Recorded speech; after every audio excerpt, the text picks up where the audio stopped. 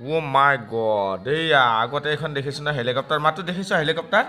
এই এয়াৰপৰ্টৰ পৰা আহিছিলে কেনেকুৱাকৈ তাকে আচৰিত লাগে আমি দেখিছোঁ আকাশত হেলিকপ্টাৰ উৰে হয়নে কিন্তু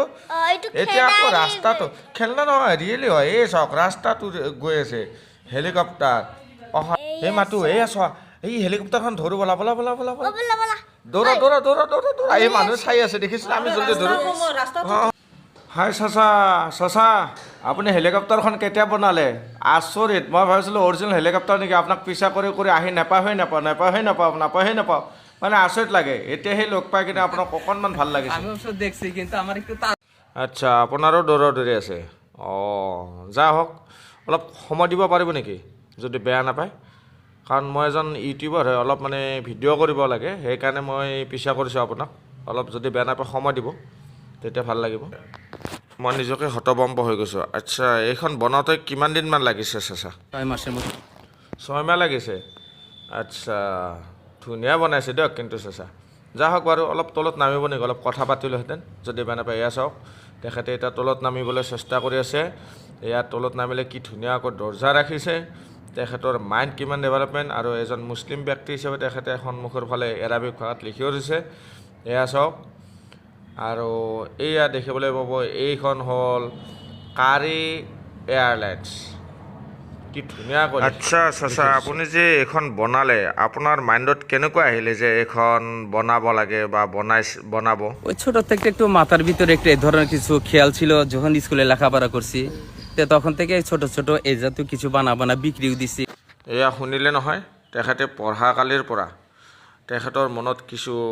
মনোভাৱ আছিলে যে কিবা সৃষ্টি কৰিব কিন্তু অভাৱ অভিযোগে মানুহ বহুতেই কৰে যা হওক তেখেতে মৌলবী মানুহ হৈও তেখেতে যে চেষ্টা কৰিছে এনেকুৱা ধৰণৰ তাৰ উদ্দেশ্যটো হ'ল তেখেতে তেখেতৰ পৰিয়ালক লৈ নিজৰ ল'ৰা ছোৱালী বা নাতি নাতিনীক লৈ ঘূৰা ফুৰা কৰিবলৈ তেখেতে এনজয় লোৱাৰ কাৰণে এনজয়মেণ্ট আৰু আপোনালোকৰ যাতে দোৱা দূত পায় তাৰ কাৰণে এইখন বনাবলৈ কৈছে চাচা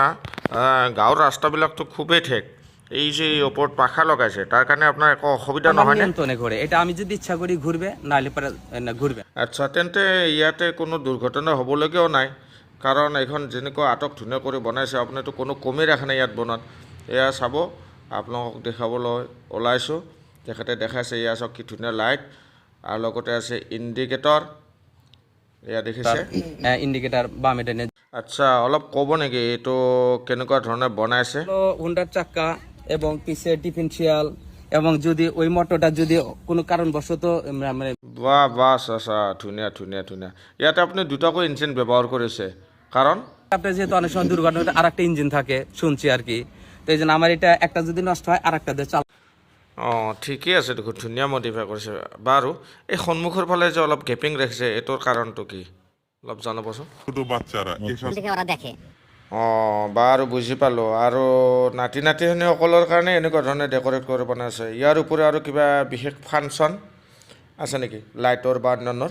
দেখাব এখানে এই যে ওই রাতের চলার জন্য এই লাইটগুলো এয়া চাওক তেখেতে নিজেই এই লাইটবিলাক জ্বলাই কিনে দেখাবলৈ চেষ্টা কৰিছে এয়া দিনৰ কাৰণে যাতে কোনো ধৰণৰ অসুবিধা নহয় আৰু এয়া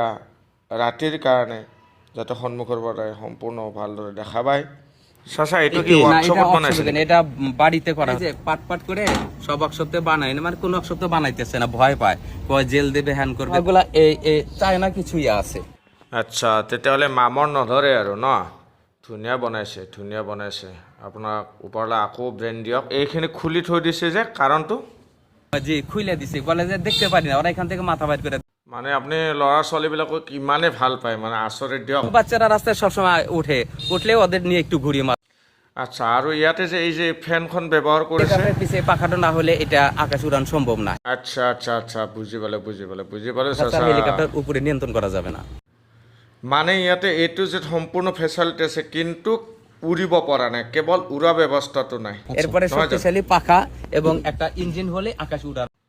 তাৰপিছত উৰাটো সম্ভৱ হৈ পৰিব বুজি পালোঁ আৰু ইয়াতে যে বাংলাদেশৰ এই পতাকাখন দি থৈ দিছে ইয়াৰ ৰহস্য দেশে আমার জন্মভূমি মাতৃভূমি সোনার বাংলাদেশ এই দেশে আমার সুন্দর লাল সবুজে পতাকা এটা আমার খুব ভালো লাগে এই জন্য এইসব দেশকে আমি ভালোবাসি এই জন্য এটা নমুনা সেই হিসাবে এখানে রাখছি ধুনীয়া কথা আপুনি আপোনাৰ দেহ প্ৰেমিক হিচাপে নিজকে চিনাকি দিছে আৰু ইয়াতে যে মটৰটো ব্যৱহাৰ কৰিছে কিমান পাৱাৰ 48 ভোল্ট ইয়াতে মেইনলি মানে আপুনি বাইকৰ আৰু অটো ভেনৰ পাৰ্টছবিলাকে বেছিকৈ ব্যৱহাৰ কৰিছে নহয় জানো মোৰতো তেনেকৈ লাগিছে বাইকের আছে কিছু মনে করেন যে অটো ভ্যানের আছে কিছু গাংচিলের আছে বিভিন্ন ধরনের যেটা আমার ভালো লাগছে যেটা এটা সেটিং হবে। আচ্ছা এইখন বনাওঁতে চাইছে আপোনাৰ কেইমাহমান টাইম লাগিছে বা কেইবছৰমান টাইম লাগিছে 6 মাহ ঠিক আছে আৰু আপোনাৰ ইয়াৰ নেক্সট প্লেন কিবা আছে নেকি ধৰক আগত ভৱিষ্যতত আৰু আপুনি কিবা বনোৱাৰ কিবা ধাউতি উড়ানোর জন্য ইনশাল্লাহ চেষ্টা করব যদি সরকারিভাবে একটু অনুমতি পাই আর আল্লাহ যদি আমাকে কিছু সামর্থ্য দেয় অথবা কেউ যদি সহযোগিতা করে। আচ্ছা এইখন আপুনি কাৰ কাৰণে ডেডিকেট কৰি বনাইছে প্ৰধানত অলপ জনাব নেকি যে আমার দেশের সরকার প্রধানমন্ত্রী শেখ হাসিনা দেখুক এবং আমার জন্য দোয়া করুক তিনি বলুক যে আমার দেশে অনেক বুদ্ধি। ধুনীয়া মন্তব্য চাচা ধুনীয়া মন্তব্য কাৰণ আলিম উলমাসকলৰ ভিতৰতে যে বুদ্ধিজীৱী আছে বা চাইণ্টিষ্টৰ লেখীয়া দিমাগ আছে সেইটোৱে প্ৰতিপন্ন কৰিব গৈছে আৰু এয়া চাওক দুফালে দুখন লুকিং গ্লাছ ধুনীয়া ইণ্ডিকেটৰ সজ্জিত ওৱান অফ দ্য বেষ্ট তো বন্ধু বান্ধৱীসকল আজিলৈকে ইমানতে শেষ কৰিলোঁ যদি ভাল লাগিছে তেন্তে আহক লাইক কৰক ছাবস্ক্ৰাইব কৰক আৰু বেল বুটামটো দাবাই দিয়ক যাতে ভৱিষ্যতলৈকে মোৰ ভিডিঅ'খিনি পাই থাকে।